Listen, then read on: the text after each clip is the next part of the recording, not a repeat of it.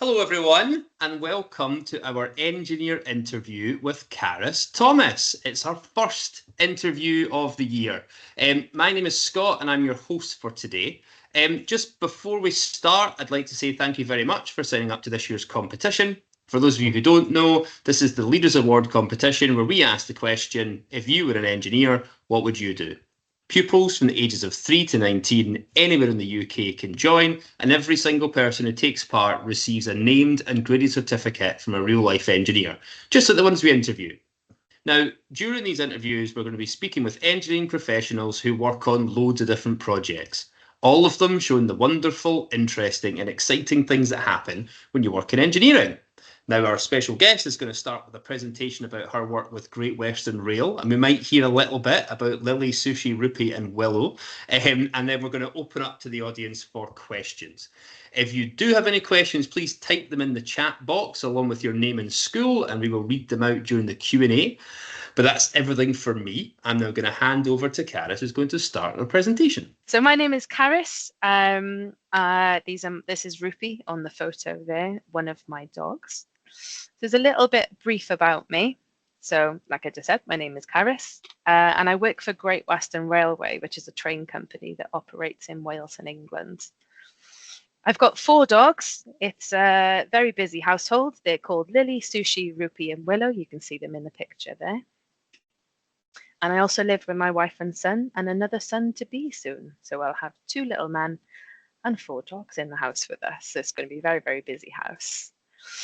I've got lots and lots of different qualifications. They range from rugby coaching to degrees, and degrees are things where you get to wear those funny hats and capes and graduate. So where did it all start? This is little Carys. That was me when I was about 6 years old. And I've split little Carys into 2 areas. So the first area was in school, and this is what I was like in school. I went to a Welsh school, so we taught through Welsh, really. So we learned everything, including maths and English, through Welsh. English was my second language and still is. I liked lots and lots of subjects, and my favourites were design and technology, art, sports, and science. I really liked to study, and I still do. I was quite creative. I liked doing lots of different things, like artwork, poetry, writing, drawing, all sorts of creative things. And I was also a good problem solver. I love puzzles. I love a good jigsaw puzzle. I was quiet outside of class, but I was quite interested inside. So I like to ask lots of questions because I like to learn. And I also wrote a series of poems that got published in books and something called the Dibs and Taz series, but that wasn't published. So that was me in school. I like to do lots outside of school as well. Oh, I was a prefect in school as well, which is a little bit like a captain, but for school. So outside of school, in my spare time, this is actually me playing against England under-20s in my last game.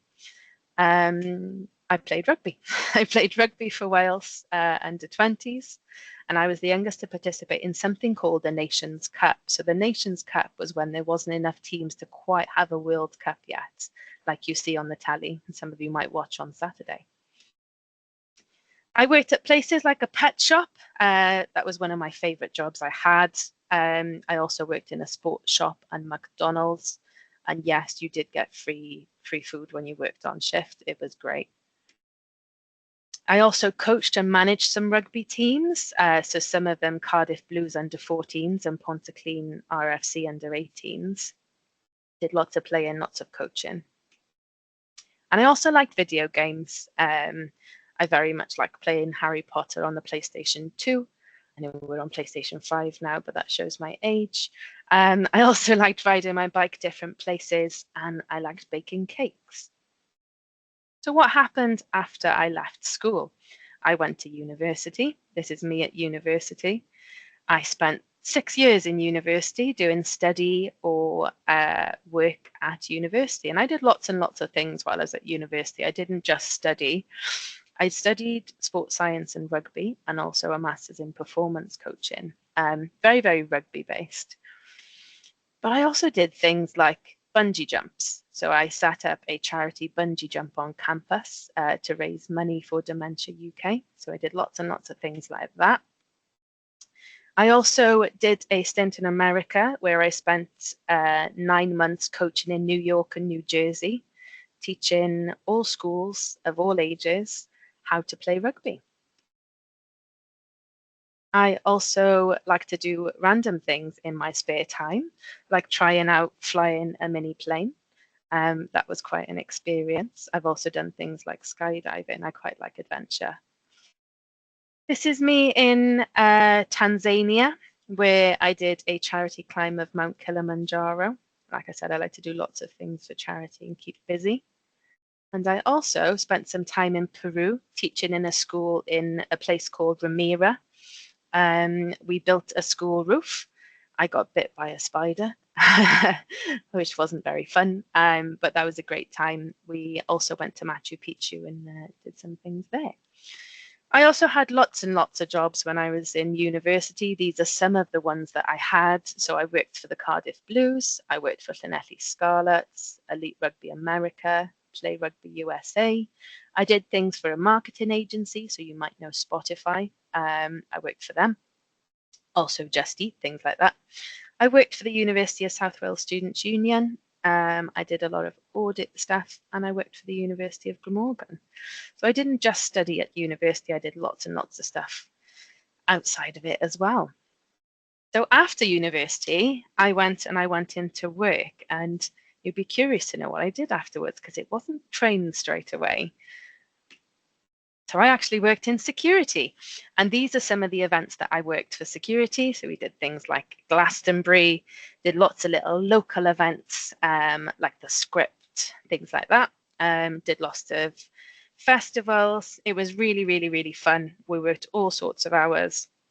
And I thought I'd put that picture in there, just a typical picture of me eating a donut at one of my shifts where they was building for the Rugby World Cup. So I wanted to go and do more work and do something else. So I went from doing security into the railway. So I started on the railway as an apprentice. Now, an apprentice, you kind of get to learn, but you get paid for learning, which is fab. I spent 17 months being an apprentice, and I learned all there was to do about railway stations and managing railway stations. And I worked in lots of different stations across England and Wales, including Bristol Parkway and Gloucester. I also did lots of volunteering at events and in schools. So when I was an apprentice, I hoped to get another job, and I did, luckily. So I went from being an apprentice into working in station management, and I was in station management for Bristol Temple Meads, which is a big station, not quite as big as London, but nearly there. And I was there for 13 months. So I managed and helped to manage over 100 staff members, which is quite a lot of people to look after. I also created safety programs to make sure people stayed safe when using the railway. I brought things in to make sure the stations run better, so they were efficient. And I also carried on volunteering in the community. So I was in station management for 13 months, and then someone called on me and said, "Oh, do you know what? I think you'd be really good at this."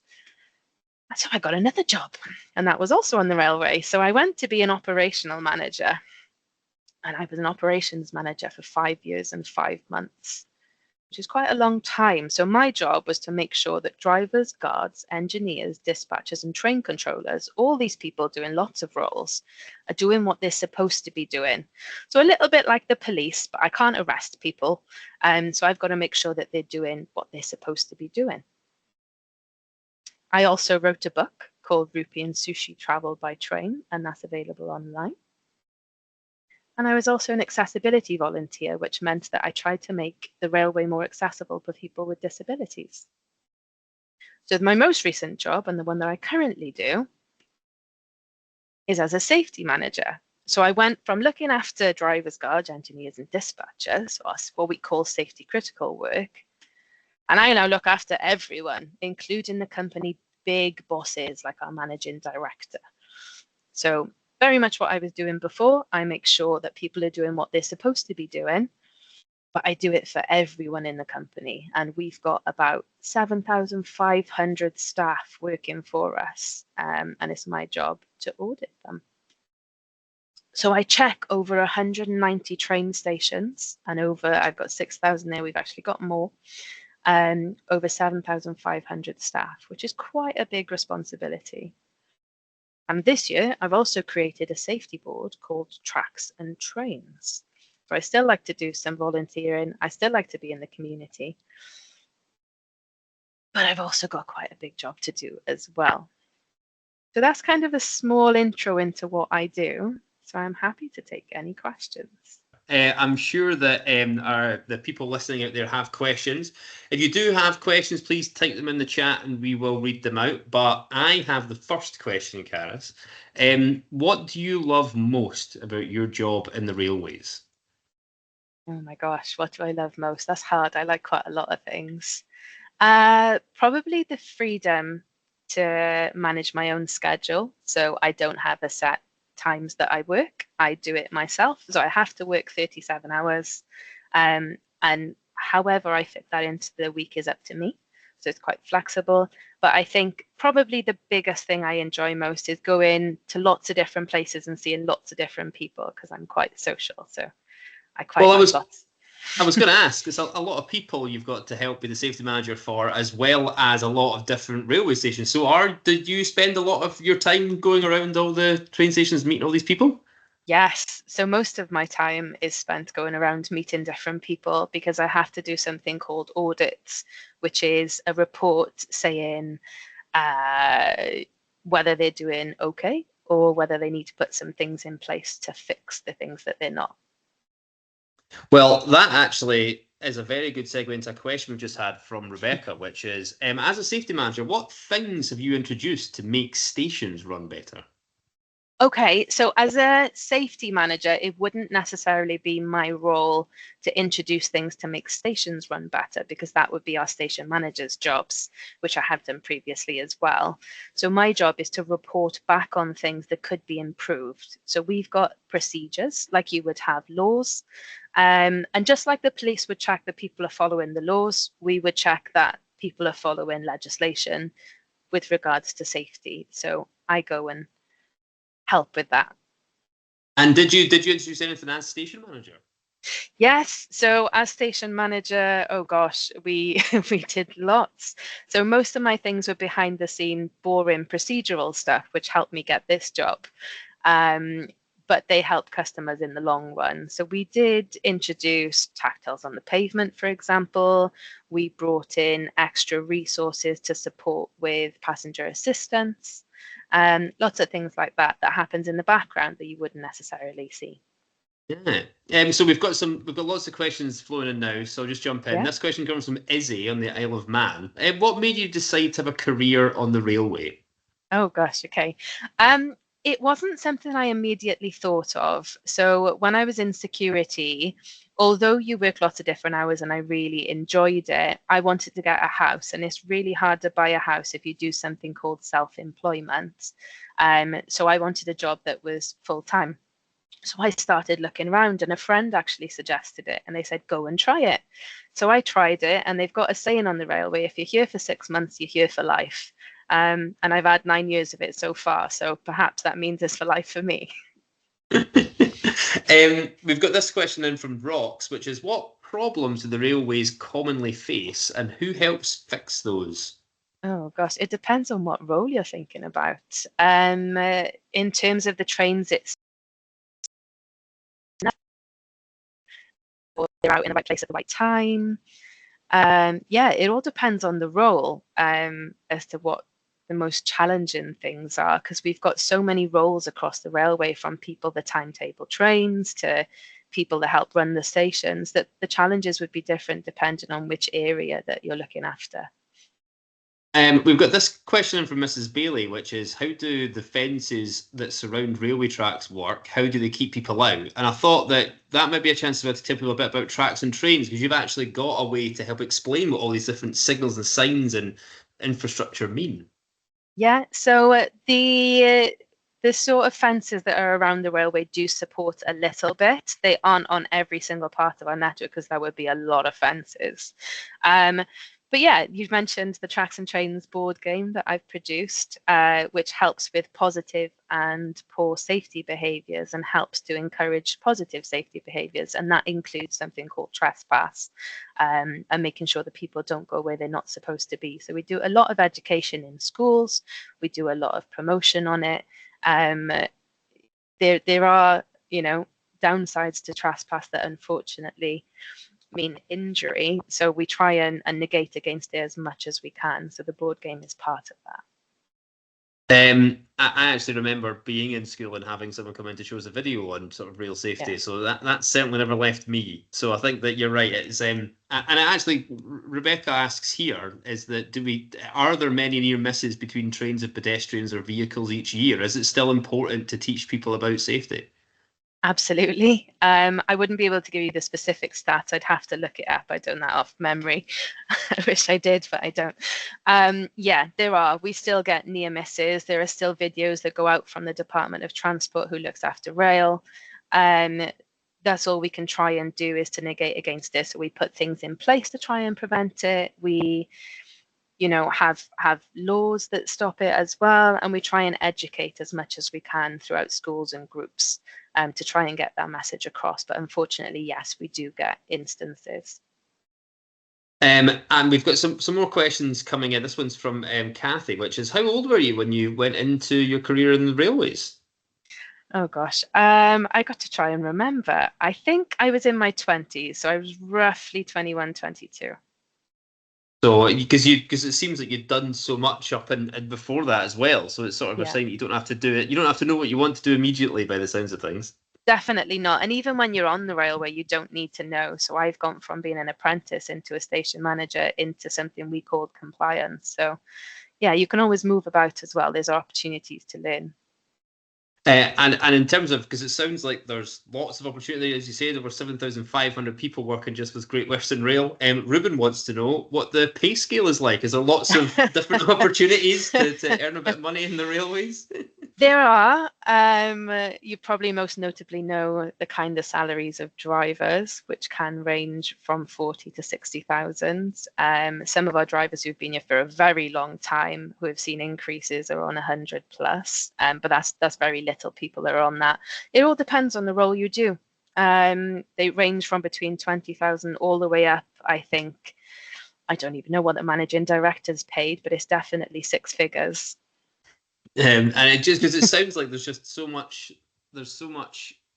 many people involved in railways because there's so many different jobs that you can do. So it's a good question from Ruben. We've got a question here from Kathy, which is how long does it take to make trains? But you said earlier one of the things to do safety is make sure there's enough trains. So as somebody who doesn't know, is there an opportunity? Is there an option, or is there a situation where there just isn't any trains to run? How does that work? Not where there's no trains. So we hire our trains, so we don't actually make them. We buy them and lease them from other people, so we almost rent them. And we've got a certain amount that we rent, but if some of them are broken or we need to fix them, then that takes it out from passenger service, which means we've got less services to run trains, which is why we tend to have less. So don't say less in terms of we don't have enough trains. Yeah. Sometimes they get broken, need repairs, and they need to be taken from service. So it looks like we've got less trains, but they're just being fixed.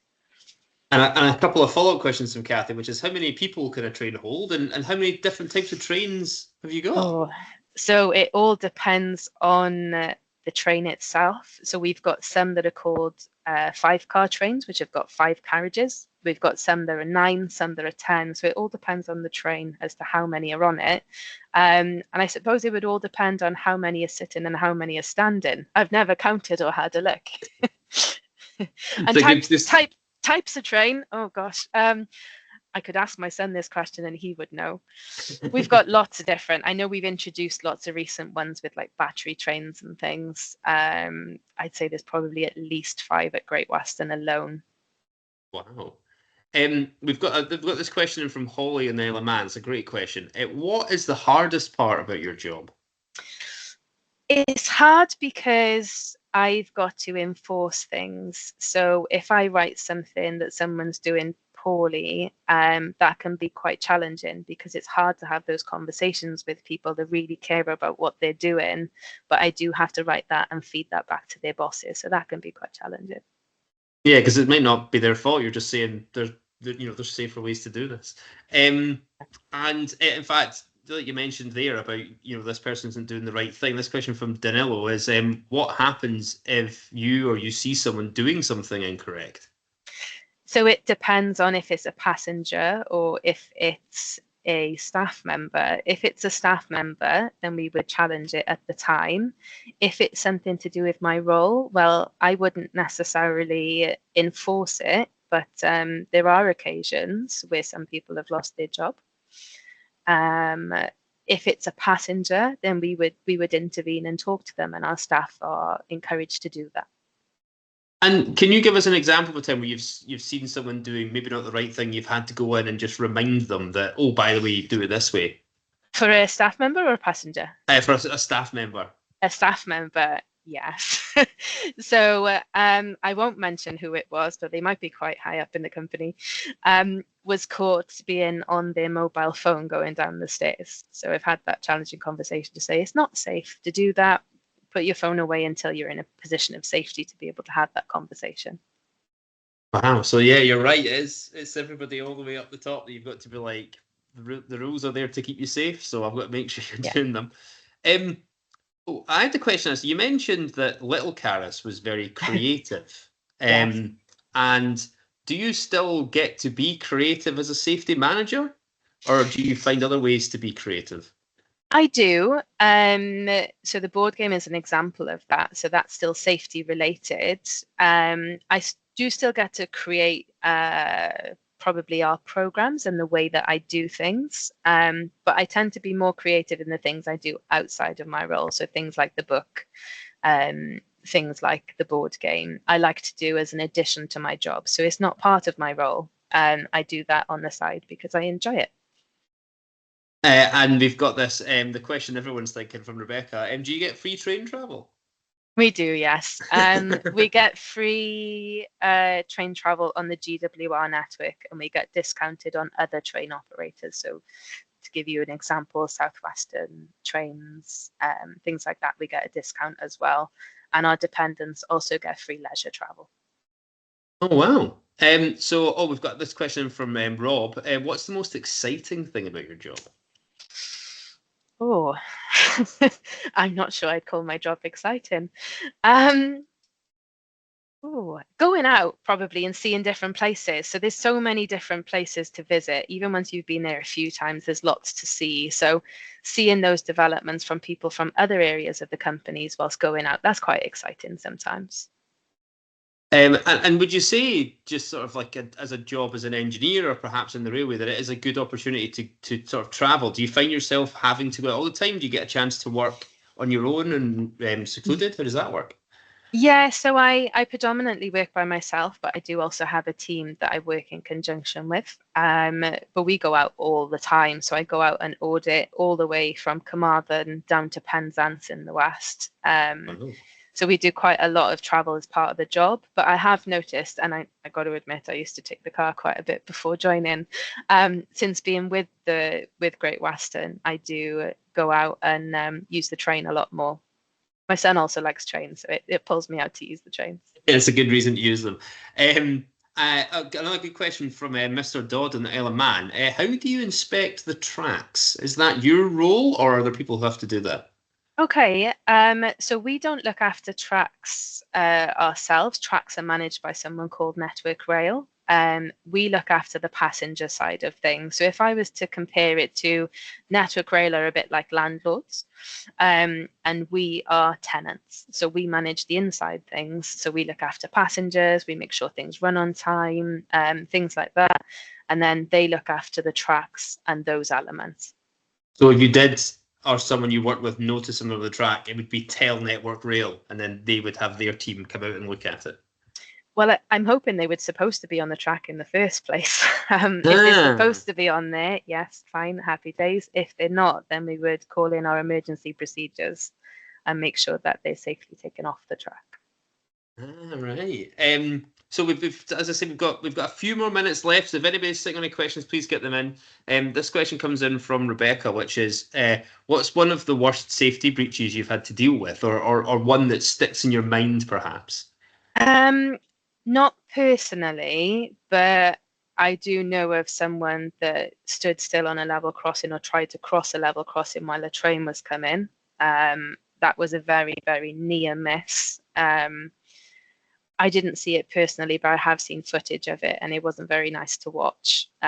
Very, very luckily, they missed the train, but only very slightly.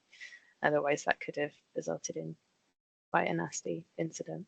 Yeah, so very lucky for them, but also further proof that we need safety managers and people reminding them. Great question from Mrs. Bailey. Why is there a gap between the train and the train platform? Why isn't there a ramp? Oh gosh, yes, I wish that there wasn't a gap. So our railways were built a really, really long time ago. We were one of the first to do railways. So updating it, we've updated different trains. So there's always going to be that variation in gaps. A lot of the newer stations have less of a gap, but all the different trains that come through, so you think historically, there's always going to be that different gap because there's different engineers making them. But we've also got historic stations that some we can't change. So where there's a significant gap, we have things called Harrington humps, where they will build the platform up to try and reduce that gap. The other reason is some of our train stations, and I'll give you Bristol Temple Meads as an example, are built on a curve. So if you were to put something straight on a curve, then you make a gap. So you put a straight train on a curve, you automatically have a gap. And no matter what you do with the train, unless you're going to have it come out, I'm open to any solutions, then you will always have that gap, which is why a ramp is needed. Well, the people's watching this do have to come up with their own engineering ideas. So there's a problem that could be solved, is how do you make a curved platform not have a gap? Really interesting question from Danilo, actually, which is, have you had any problems with internet security or online security that could mess up the systems of the computers that you work with or the trains themselves? Yeah, so we've got an information technology department who look after that for us, and they advise us of any potential breaches. So we haven't personally had one, but we have had other people who have had them that work with us, and they put a block on things for a certain period of time. We also all get trained in data protection to stop us from being vulnerable to people trying to hack into our systems. So fortunately, you've not had to deal with it, but you're very much, again, being safe and being trained. I think we've got time for two more questions. The first one is from Aveen, which is, what would you swap your job for? Oh. Is there something else out there?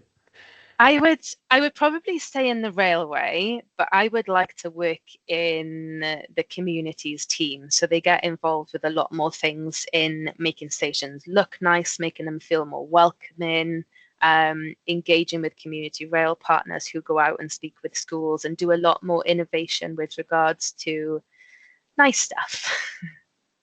That does sound good fun, actually. And the last question, which I think is a really good place to end it on, is from Rob. What advice would you give to an 11/12-year-old who wants to be an engineer in the future? Okay, I would probably say you're never too old to learn. So I am still learning. I'm 34, I think. I'm 34 now, and I'm still learning. I envision myself learning for the rest of my life. I've done lots of things. Being able to be open to it. So try something. And if it doesn't work first time round, try again. Great advice. You're never too old to learn, but also try something. I think that's an excellent place to end it. So I would just like to say thank you to everyone for joining us. A special thank you to Carys for speaking with us today and inspiring all you engineers in the making out there. Because now it is your turn to come up with your own engineering ideas. Remember, you're looking to identify a problem in the world around you and come up with a creative solution to that problem. Draw your idea, write a letter explaining it, and then send it to us. But as I say, I just want to do a final thank you to everyone and a massive thanks again to Carys. And remember, if you were an engineer, what would you do?